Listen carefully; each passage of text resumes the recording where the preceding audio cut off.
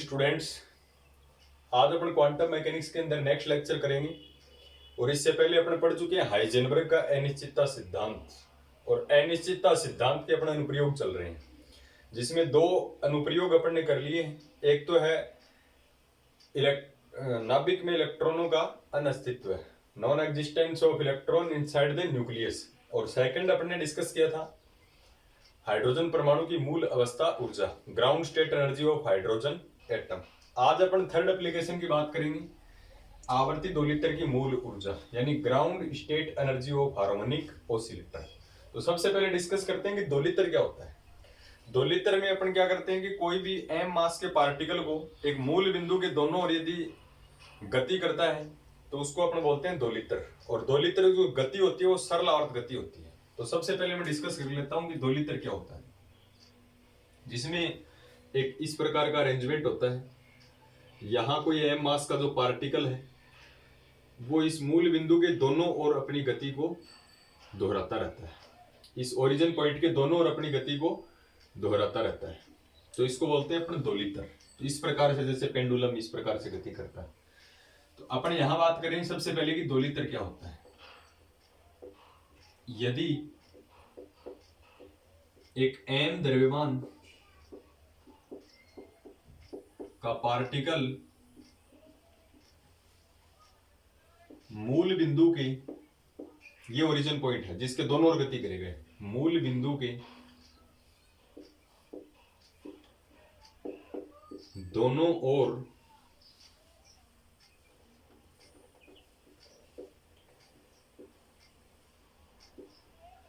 निश्चित समय अंतराल में अपनी गति को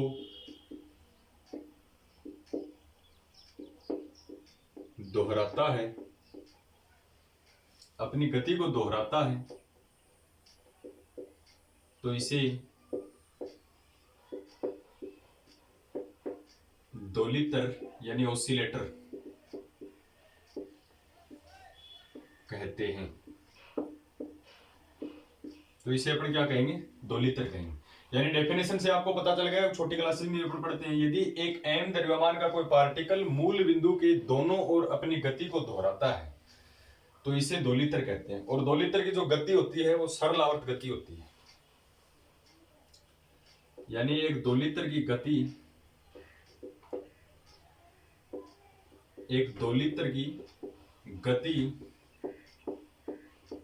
सरल आवृत गति यानी SHM। एक दोलित्र की गति सरल आवर्त गति होती है। गति के कई टाइप अपन पढ़ते हैं। अब पता कैसे चला कि दोलित्र की जो गति का समीकरण आप निकालोगे, तो छोटी क्लास में अपने निकाला है d2x/dt²। हालांकि इस टॉपिक में जरूरत नहीं पड़ेगी अपने को, प्लस ω²x इक्वल्स टू क्या होता है, 0। इस समीकरण से अपने को पता चलता है कि ये समीकरण किसकी है, SHM की है, सरल आवर्त गति की समीकरण है। इस गति से अपने को पता चलता है कि एक हार्मोनिक जो ऑसिलेटर है, जो आवर्ती दोलित्र है, वो कैसे गति करता है, सरल आवर्त गति करता है। जैसे y = mx + c एक सरल रेखा की समीकरण है, तो उससे अपने को पता चलता है कि सरल रेखा के अंदर रोटेट हो रहा है पार्टिकल। इसी प्रकार से इसकी सरल आवर्त गति का समीकरण होता है d2x/dt² + ω²x = 0। तब इसको अपन बोलते हैं कि दोलित्र है वो किस प्रकार की गति करता है, सरल आवर्त गति करता है, और मूल बिंदु के दोनों ओर अपनी गति को बार बार दोहराता रहता है। हालांकि इस समीकरण की अपने को जरूरत नहीं पड़ेगी। तो ये था अपना दोलित्र का कॉन्सेप्ट। दोलित्र किसे कहते हैं अपने समझ में आना चाहिए, और ये छोटी क्लासेस के अंदर अपन पढ़ते भी हैं।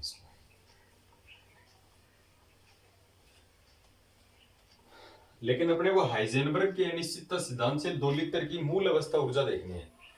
जैसे ग्राउंड जो स्टेट है, जैसे नाभिक के चारों ओर जो कक्षाएं बढ़ती हैं, जिसमें पहली कक्षा है वो मूल अवस्था कहलाती है। तो जब कोई दोलित्र मूल अवस्था में होता है तो उसकी ग्राउंड एनर्जी यानी मूल अवस्था ऊर्जा कितनी होती है, ये अपन को चेक करना है। तो सबसे पहले अपन चेक करें कि दोलित्र की स्थितिज ऊर्जा, गतिज ऊर्जा, दोलित्र की गतिज ऊर्जा, kinetic energy of the oscillator, half mv square. गतिज ऊर्जा का formula half mv square, m से ऊपर नीचे गुणा करो, तो हाफ m से ऊपर गुणा करेंगे तो m square v square upon m से भी करना पड़ेगा, भाग भी देना पड़ेगा। एम वी जब p होता है तो m स्क्वायर v स्क्वायर क्या होता है, p square upon 2m। This is equation first. ये तो 2 लीटर की गतिज ऊर्जा आ गई। एंड 2 लीटर की स्थितिज ऊर्जा, potential energy of the oscillator. तो 2 लीटर की स्थितिज ऊर्जा क्या होती है, हाफ के एक्स स्क्वायर। के क्या है, स्प्रिंग कांस्टेंट। के इक्वल्स टू होता है एम ओमेगा स्क्वायर, क्योंकि अपन ओमेगा जो पढ़ते हैं वो क्या पढ़ते हैं, अंडर रूट के बाय एम।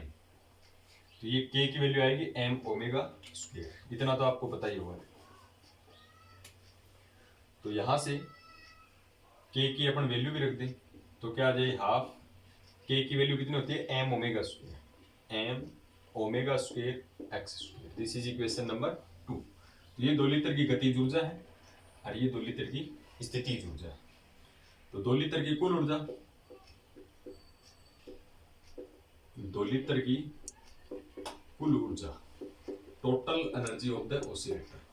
तो कुल ऊर्जा E equals to kinetic energy plus potential energy. तो क्या लिखें, काइनेटिक एनर्जी और potential energy V। Then E equals to kinetic energy कितनी है, p स्क्वायर बाई 2m। बिल्कुल इजी है, देखो p square by 2m plus V। Potential energy कितनी है, half m omega square X square. ये है इसकी पोटेंशियल एनर्जी। इसको देते हैं अपनी क्वेश्चन नंबर 3। अब देखो अपने को हाइजेनबर्ग के अनिश्चितता सिद्धांत का उपयोग करना है। हाइजेनबर्ग का अनिश्चितता सिद्धांत का अपन यूज करें तो हाइजेनबर्ग के अनिश्चितता सिद्धांत का यूज करने से वो क्या कहता है कि स्थिति में अनिश्चितता डेल एक्स है और संवेग में अनिश्चितता डेल पी एक्स होती है, और उन दोनों का गुणा कभी भी h कट बाई 2 से छोटा नहीं होगा, बड़ा होगा।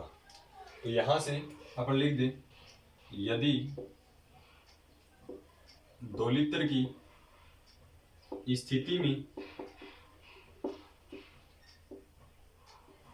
अनिश्चितता डेल एक्स तथा संवेग में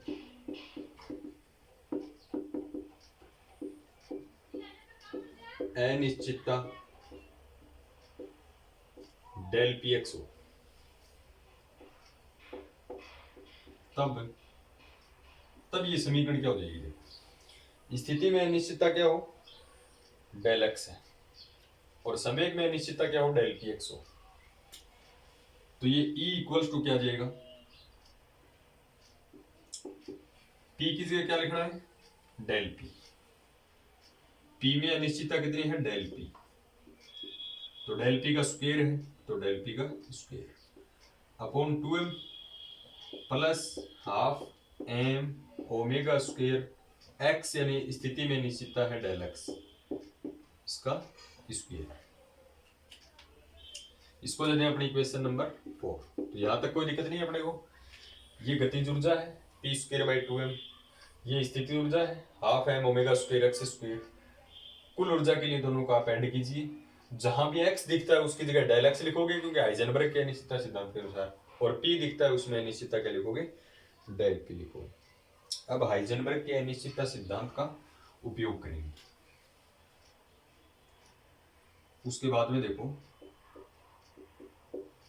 हाइजेनबर्ग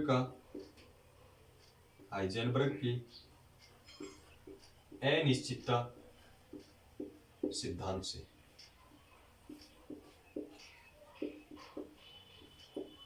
हाइजेनबर्ग की अनिश्चितता सिद्धांत है बाय हाइजेनबर्ग अनसर्टेनिटी प्रिंसिपल। वो क्या होता है, स्थिति में अनिश्चितता डेल एक्स हो संवेग में अनिश्चितता डेल पी एक्स हो तो इन दोनों का जो गुणनफल है वो कभी भी h कट बाई 2 से छोटा नहीं होगा, बड़ा तो हो ही सकता है। तो h कट बाई 2 ने लिख के मैं h कट लिख देता हूं। तो यहां से h कट बाई 2 भी लिख सकते हो आप, कोई इफेक्ट नहीं पड़ेगा। h कट बाई 2 से छोटा नहीं होना चाहिए, तो h कट बाई 2 या इसके बराबर हो सकता है, तो बराबर भी लिख सकते हैं अपन h कट बाई 2। अब उसके बाद में देखो अपन क्या करेंगे, ये वैल्यू अपन इसमें रखेंगे समीकरण में।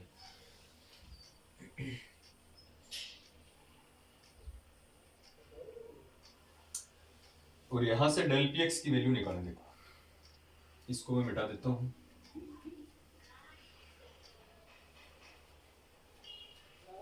बिल्कुल इजी टॉपिक है, उसके बाद में अपन डिस्कस करेंगे अदर जो एप्लीकेशन है इसकी। ये डेल पी है, ध्यान रखना डेल पी का स्क्वायर है।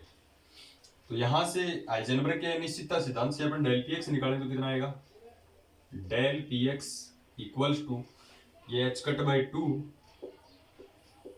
और ये डेल एक्स गुणा में है तो ये आ जाएगा भाग में डेल एक्स, यानी डेल पी एक्स की वैल्यू अपन क्या रखते हैं h cut by 2 del X, यहां से अपन रख सकते हैं। ये मान समीकरण 4 में पुट करने पर जहां भी डेल पी एक्स है उसकी जगह क्या लिखोगे h cut by 2 del X. तो समीकरण 4 E equals to del P square है तो इसका स्क्वायर करोगे तो h cut square by 4 del X square upon में 2m है तो इंटू 2m, यहां तक कोई दिक्कत नहीं, plus half m omega square और ये क्या है डेल एक्स का स्क्वायर। अपन ने क्या किया है कि हाइजेनबर्ग के अनिश्चितता सिद्धांत से डेल एक्स या डेल पी एक्स की वैल्यू निकाली जो क्या आई h कट बाई 2 और ये डेल एक्स गुणा में से भाग में चला गया, ये इसमें पुट कर दिया अपन ने, तो इक्वेशन आ गई अपने पास ये। अब इसके अंदर देखो कॉमन जो आ रहा है उसको कॉमन ले और यहां से डेल एक्स की वैल्यू निकालो। तो यहां से अपने को डेल एक्स की वैल्यू निकालनी है, देखो देन दिस इंप्लाइज कॉमन क्या आ रहा है 1 बाई 2 इसमें भी है, तो E equals to 1 by 2 common आ जाएगा, अंदर क्या बचेगा h cut square by 4m del X square plus half common आएगा m omega square del X square, ये वैल्यू आ गई अपने पास E की। अब देखो इसके बाद में अपन ने क्या किया था, इस ऊर्जा के न्यूनतम होने के लिए कंडीशन क्या है, इसका फर्स्ट डेरिवेटिव किसके बराबर होना चाहिए 0 के बराबर, यहां तक कोई दिक्कत नहीं है। यहां से कंडीशन लगा देता हूं इस, अब न्यूनतम क्यों निकाल रहे हैं अपन, आवर्ती दोलित्र की मूल ऊर्जा यानी इसकी ग्राउंड एनर्जी मिनिमम एनर्जी चाहिए आपको, तो इस ऊर्जा की न्यूनतम होने के लिए आवश्यक प्रतिबंध, इस ऊर्जा की न्यूनतम होने के लिए आवश्यक प्रतिबंध है। आवश्यक प्रतिबंध मैंने क्या बताया, इसका प्रथम अवकलन किसके बराबर होना चाहिए 0 के बराबर, और यह अवकलन किसके रेस्पेक्ट में होगा डेल एक्स के रेस्पेक्ट में, क्योंकि E डिपेंड करता है x के ऊपर, तो x के रेस्पेक्ट में होगा ये डिफरेंशिएशन इसका, अर्थात इसका प्रथम अवकलन जो है d और किसके रेस्पेक्ट में कर रहे हैं डेल एक्स के रेस्पेक्ट में, तो डेल एक्स पे डिपेंड करता है, तो वो है इसका क्या होना चाहिए 0 होना चाहिए। तो इसका प्रथम अवकलन करें और वो किसके बराबर करें 0 के बराबर करें, तो देन दिस इंप्लाइज, इसका अवकलन करो, देखो तो 1/2 constant, h cut square by 4m constant, h cut square by 4m constant. ये 1 अपॉन, इसको x मान लो, 1 अपॉन एक्स स्क्वायर का अवकलन क्या होगा?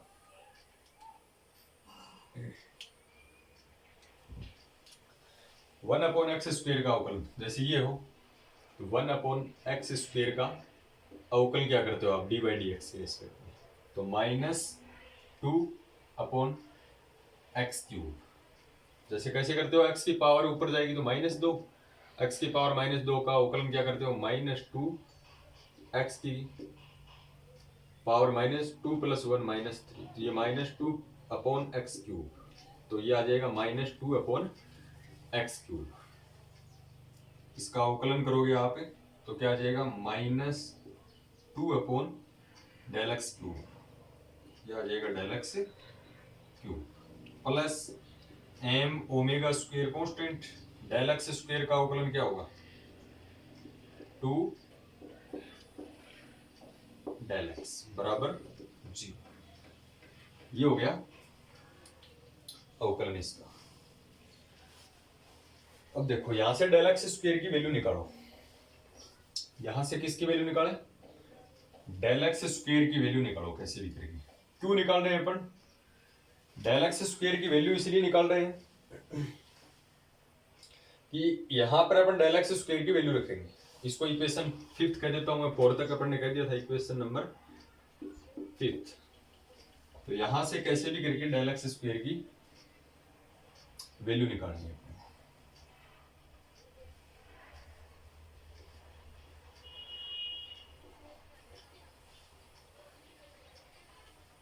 चलो तो वैल्यू निकालते हैं इसकी।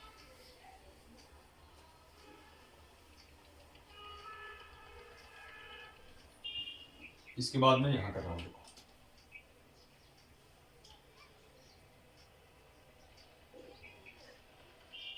इसकी वैल्यू निकालें तो कुछ कैंसिल हो रहा है क्या?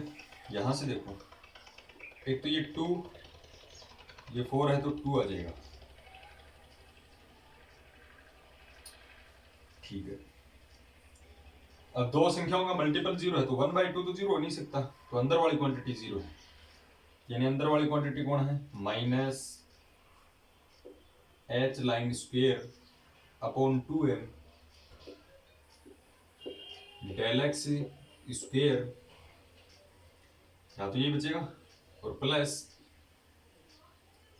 2m ओमेगा स्क्वायर, और ये डेल एक्स बराबर 0।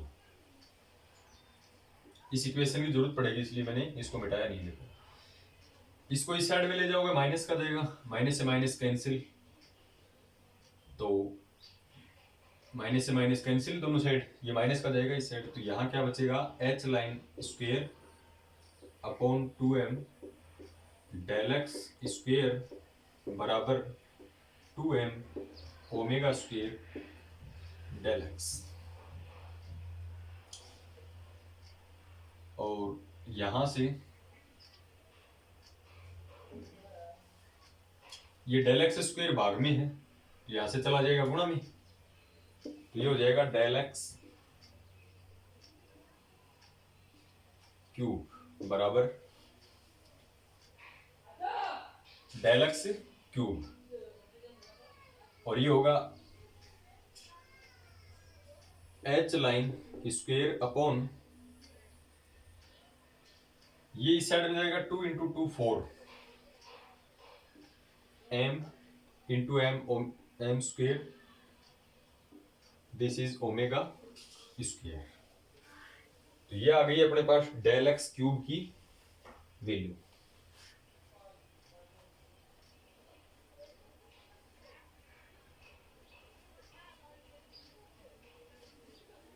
और डेल एक्स स्क्वायर की वैल्यू अपने को चाहिए।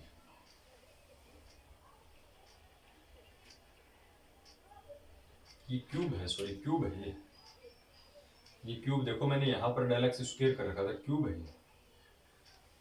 तो ये डेल एक्स क्यूब भाग में इस साइड में डेल एक्स की पावर 4 हो जाएगा, सॉरी मिस्टेक, डेल एक्स की पावर 4। और डेल एक्स स्क्वायर चाहिए अपने को, तो डेल एक्स स्क्वायर चाहिए, तो इसका स्क्वायर करोगे तो ये H line upon 2m omega, ये आ गई अपने पास डेल एक्स स्क्वायर की वैल्यू। और ये वैल्यू इक्वेशन 5 में पुट करनी है, तो putting this value in equation 5, ये है अपनी इक्वेशन 5। इक्वेशन 5 को लिखोगे ऐसा कैसा, ठीक है, ये इक्वेशन 5 है। अब इसमें जहां भी आपको डेल एक्स स्क्वायर दिख रहा है उसकी जगह ये रखो, then this implies E equals to, यहां से आप डायरेक्ट लिख सकते हो नोट्स में कि समीकरण 5 में मान रखने पर डेल एक्स स्क्वायर का, तो 1/2 H line square upon 4m, del X square का मान लिख के चलेगा, डेल एक्स स्क्वायर का मान है एच कट, और ये 2m ओमेगा अपॉन में है तो ये ऊपर चला जाएगा 2m omega plus m omega square into del X square का मान h cut by 2m omega, ये आएगा। थोड़ा लेंथी प्रोसेस है लेकिन बिल्कुल इजी है, देखो स्टेप बाय स्टेप अपने को चलना है। अब जो कैंसिल हो रहा है उसको अपन कैंसिल कर देंगे, E इक्वल्स टू 1/2, यहां देखो एक एच लाइन से एक एच लाइन कैंसिल, 2 से ये 2 कैंसिल, 2 बच जाएगा, m से m कैंसिल, ऊपर बचेगा एच लाइन, एक बचेगा ओमेगा, और नीचे तो 2 ही बचेगा, प्लस यहां एक m से m कैंसिल, एक ओमेगा से omega cancel, H line omega यानी एच कट ओमेगा और अपॉन में 2। अब देखो H omega by 2 plus H omega by 2, H omega by 2 हो गया, तो E equals to 1/2 H omega, क्योंकि H omega by 2 plus H omega by 2, H omega हो गया, और इनटू में 1/2, ये सरल आवर्ती दोलित्र की मूल ऊर्जा कहलाती है, ground state energy of oscillator. तो ये ऑसिलेटर की मूल अवस्था ऊर्जा है ground state energy, E equals to half H cut omega.